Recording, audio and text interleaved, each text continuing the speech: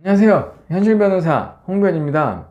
오늘 드릴 말씀은 힘들었던 증인신문 그리고 쫓겨날 뻔한 증인신문 그거에 대해서 말씀을 드리도록 하겠습니다. 보통 이제 증인신문이라고 하면요, 그래도 준비를 해가지 않습니까? 생각보다 이 소송에서 증인신문의 빈도가 굉장히 높습니다. 증인신문을 꽤 자주 해요. 형사사건 같은 경우는 좀 무죄 다투려고 하면은 무조건 증인신문 그냥 하는 거고, 그래서 이게 익숙해질 때도 됐는데 항상 이제 긴장이 돼요. 그리고 준비를 하다 보면은 나름대로 온갖 변수를 많이 생각을 합니다. 증인이 이렇게 말했을 때 이런 대답을 하면 어떡하지? 저런 대답을 했을 때 이렇게 하면 어떡하지? 막 그러면서 온갖 생각을 많이 해요. 제 짧은 경험이지만 경험을 해보면 그냥 당황스러운 대답은 예나 아니요 뭐 이런 대답이 아니고 기억이 안 나는데요? 아니면 모르겠는데요? 이 대답이 가장 당황스럽습니다.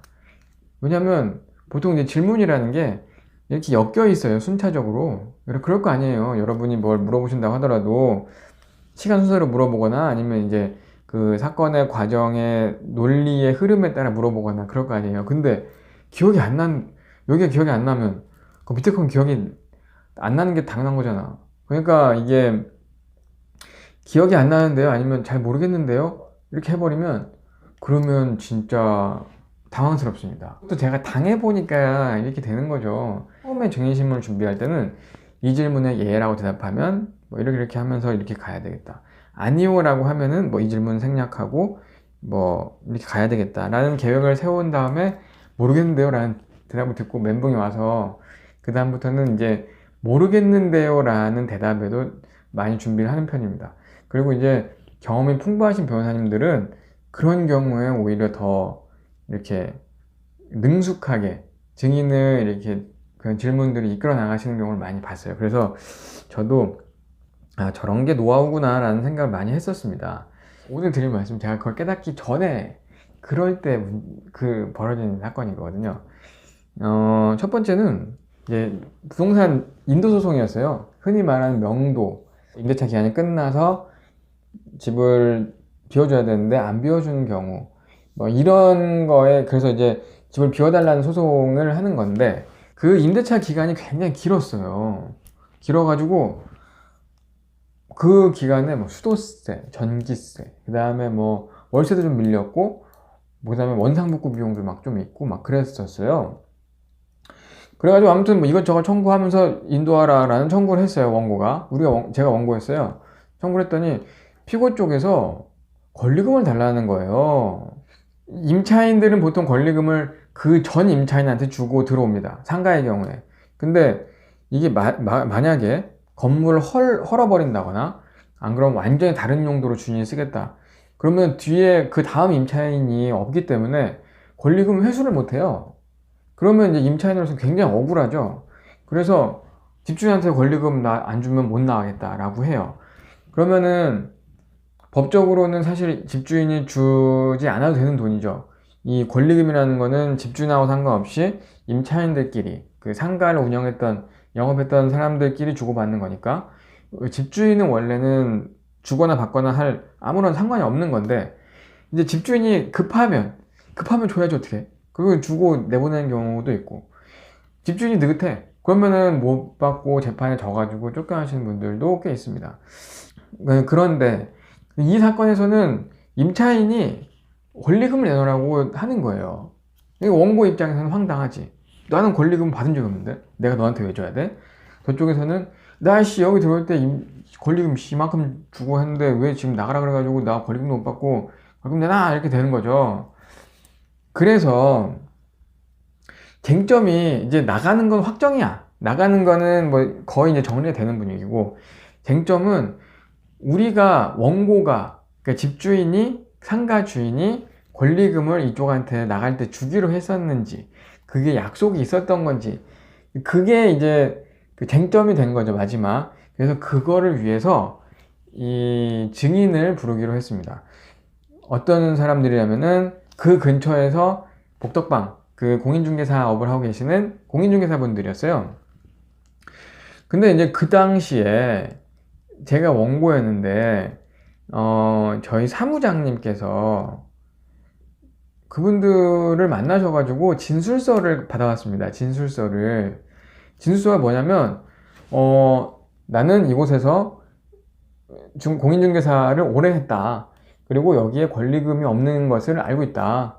사실임을 확인한다. 이런 사실 확인서 또는 진술서, 이걸 받아오신 거예요. 그래서 확인을 했죠. 그분들이 작성한 게 맞나요? 맞대. 본인 도장 찍었대. 오케이, 알겠습니다. 그 증거를 했어요. 상대방에서 이 사람들을 못 믿겠다고 증인 신청한 거야. 그래서 증인이 나온 거예요. 자, 그러니까 우리가 제출한 진술서의 주인들이에요. 본인들이 여기다가 나는 공인중개사하고 오래 했고, 그 다음에 여기 이 상가에, 문제된 이 상가에 권리금이 없다는 것을 알고 있다. 도장 꽝 찍었잖아. 그러니까 나는 뭐 더 물어볼 거 뭐가 있어. 그래서 이제 저는 크게 준비도 안 했어요. 왜냐면 그거 이외에 더 물어볼 게 없잖아. 나는 지금 너무 확실한 건데 내가 말을 많이 하면 많이 할수록 오히려 상대방한테 여지를 더 주게 되는 거잖아요. 그러니까 간단하게 작성을 했죠. 그래서 증인신문하러 갔습니다. 딱 갔어요. 증인이 나오셨더라고. 준비한 저의 첫 질문을 했죠. 근데 이제 그게 진술서를 제가 냈기 때문에 원래는 증인을 신청한 쪽에서 먼저 증인신문을 하는 건데, 이 경우는 제가 진술서를 냈기 때문에 판사님이 그냥 저보고 먼저 하라 하더라고요. 그래서 막 그렇게 했어요. 자, 증인은 이 사건 건물에 대해서 잘 알죠? 이렇게 물어본 거예요. 뭐 당연히 네라고 할 정도 물어봤죠. 그랬더니 갑자기 증인이 아니요 이러는 거예요. 그러니까 아니, 내가 낸 진술서에 본인이 분명 그랬잖아. 나 여기서 공인중개사 오래 해가지고 여기에 권리금이 없다는 사실을 잘 안다며. 그러면 이 사건 부동산에 대해서 당연히 알고 있어야 되는 거 아니야? 나는 그렇게 생각하고 당연히 질문한 거지. 있지요? 잘 알고 있죠? 그랬더니 증인이 아니요 그러는 거예요. 그러니까 거기서부터 이미 그냥 시작하자마자 KO 펀치를 맞은 거야. 증인은 이 사건 건물에서 잘 알죠? 아니요. 그럼 뭐 나는 할 말 없어. 그래서 어떻게 됐냐면 모르십니까? 막 이렇게 된 거예요. 모르세요? 그랬더니 저는 잘 모르는데요? 이러는 거야, 증인이. 그래서 완전 머릿속이 하얘진 거예요. 거기서 뭐 판사님 에휴, 막 이런 것처럼 보이고, 피고 막 이런 것처럼 보이고, 그냥 나의 상상 속에서 나는 막 쥐구멍에 숨고 싶고, 이게 뭐야, 막 그렇지 않아도 처음 이제 변호사한 지 얼마 안 됐는데 그냥 미치겠는 거죠. 어떻게든 그 빠져나가려는 그 정신줄을 붙잡고 겨우겨우 붙잡고, 아니 증인 여기서 공인중개사업을 오래 하셨잖아요. 뭐 그런 질문을 했어요. 그랬더니 맞아요 그러더라고요. 근데 그래서 당연히 이거에 대해서 잘 아시고 계신 거 아니에요? 그랬더니 자기는 여기 안 산대. 내가 하는 데는 한 블럭 위래. 난 여기 매물을 많이 추구 안 한다는 거예요. 그래서 내가 어떻게 그렇습니까? 들어가세요 라고 할 수도 없는 거잖아요. 그러니까 막 그냥 땀 뻘뻘 나고 어떻게 해야 되냐 이거.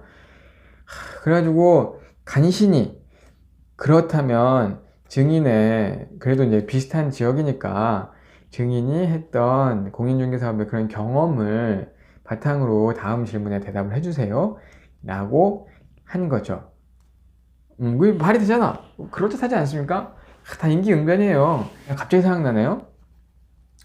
그 원고도 한 75세, 막 피고도 한 70세, 그리고 증인도 한 80세 다 된. 그러니까 합쳐서 230세 대신 원피고 증인 그런 사건이 있었어요. 그래가지고 이게 한 번은 이게 증인신문을 했어요. 이제 증인이 한 80대, 가장 나이가 많았어. 근데 일단은 그때 되게 재밌었던 게 증인이 선글라스를 끼고 올라왔었어요. 그래서 선글라스 끼고 오셔가지고 판사님 일단 선글라스 벗으라고 해가지고 벗고 근데 했는데 아무래도 연세가 좀 계시니까 잘 기억이 안 나시겠지. 그래서 기억이 안 납니다 막 그러고, 판사님이 시작하기 전에 이거 거짓말하면 위증죄로 처벌받는다고 약간 겁주니까 거기서 막 헉 해가지고 그래가지고 막 제가 못하시는 거예요. 기억 안 난다고 그러고. 판사님이 처음에는 막 듣다가 이제 계속 짜증이 나는 거야. 증인이라고 해서 나왔는데 아무것도 모른다니까. 판사님이 약간 열받았어. 그래가지고 아니 증인 아니 증인이 이렇게 모르고 계시면 어떻게 해요? 뭐 이런 류의 말을 했어요. 그랬더니 이제 증인께서 아휴 늙으면 죽어야지 이렇게 말씀을 하셔가지고 순간 객석이랑 판사님이랑 거기 앞에 실무관님, 뭐 계장님 저 막 해가지고 빵 터져가지고 막 으하하하 막 그건 아니고요 막 이제 그렇게 됐던 사건도 하나 있네요. 근데 마지막으로 말씀드릴 거는 그거 있었어요. 증인이 계속 거짓말을 하는 거야. 형사재판인데 어떤 거였냐면요. 이제 문제가 됐었던 어떤 진술서가 있습니다. 관련자가 5명 정도 되는데요. 예를 들면은 5명이 한 자리에 모인 날이 있었어. 근데 이 중에 한 명만 나는 그 자리에 없었다고 해. 이 사람이 증인인 거예요. 그러면서 이 관련 사건에 각서 같은 뭐 문서가 하나 있었어요. 근데 거기에 보면은 이 사람은 자리에 없었다 라고 써 있는 종이가 있어. 그게 지금 뭔지는 자세히 기억이 안 나는데요. 있었어. 그러면 상식적으로 보세요. 이 5명이 어떤 날 어떤 일시에 한 자리에 모였다. 근데 나머지 4명은 서로 다른 4명이 다 함께 있었다고 얘기를 하는데 이 사람은 유독 난 그 자리에 없었다고 얘기를 해. 근데 어떤 문서에 이 사람이 그 자리에 없었다는 문서가 있어. 그러면 딱 봐도 이 사람이 쓴 거잖아. 무슨 말씀인지 아시겠죠? 이 사람이 증인신문 나왔는데 제가 물어봤어요. 자, 증인 이 자리에 있었죠? 그랬더니 자기가 없었대. 그것도 거짓말이잖아. 근데 아니 그래요? 왜 이 종이 이것도 증인이 썼죠? 그랬더니 자기가 안 썼대. 너무 짜증이 나는 거지. 그 전에도 거짓말 계속 많이 했었거든요. 그래가지고 아니 증인 여기에 지금 이 자리에 없었다고 하는 건 증인밖에 없다고. 다른 4명은 다 증인이 여기 있었다고 하는데 왜 증인이 없었다고 말하는 것이냐 그랬더니 자기는 죽어도 없었대. 그래서 제가 슬슬 열받아가지고 증인 제가 막 이제 계속 언성이 약간 높아지다가 증인한테 너무 열받아가지고 증인 그렇게 거짓말하다가 위증죄로 처벌받을 수도 있어요 라고 한 거예요. 그랬더니 판사님이 변호인 이러더라고요. 그래서 네? 그랬더니 변호인 그렇게 증인을 위협하는 거 아닙니까? 그렇게 증인을 위협하면 안 됩니다. 라고 하시는 거예요. 그치? 증인을 막 이렇게 막 너 씨 거짓말하면 죽어 이런 식으로 해가지고 엉터리 얘기를 더 거짓말을 할 수가 있으니까 증인이 겁먹어서 그런 거 알고 있지. 근데 너무 하잖아. 완전 다 거짓말이잖아. 그래가지고 제가 그때도 분이 안 풀렸어요. 그래서 판사님의 그런 질문에 대답을 안 했어. 너무 열받아가지고 이러고 있다가 다시 또 이러고 물어봤어요. 증인 이거죠? 아니래. 이렇게 했나요? 아니래. 다 아니래? 그러니까 뭐 이런 증인이 다 있어? 아니 이럴 거면은 본인 되게 고소도 막 적극적으로 하고 그랬어요. 그리고 심지어 막 본인이 고소장 작성한 거랑 막 틀려. 그래가지고 제가 또 다시 열이 받아가지고 증인 그렇게 거짓말하다가 위증죄로 처벌받아요. 제가 그런 거예요. 너무 열받아서 거짓말 좀 그만하라고. 그랬더니 판사님이 변호인 이번에는 되게 무섭게 하시더라고. 변호인 그래서 네? 그랬더니 변호인 한 번만 더 그렇게 증인 위협하면 퇴정시키겠습니다 그러는 거예요 저한테. 그 퇴정당할 수는 없는 거잖아요. 그래가지고 쳐다보지도 않고 죄송합니다 그러고 증인신문 계속 했죠.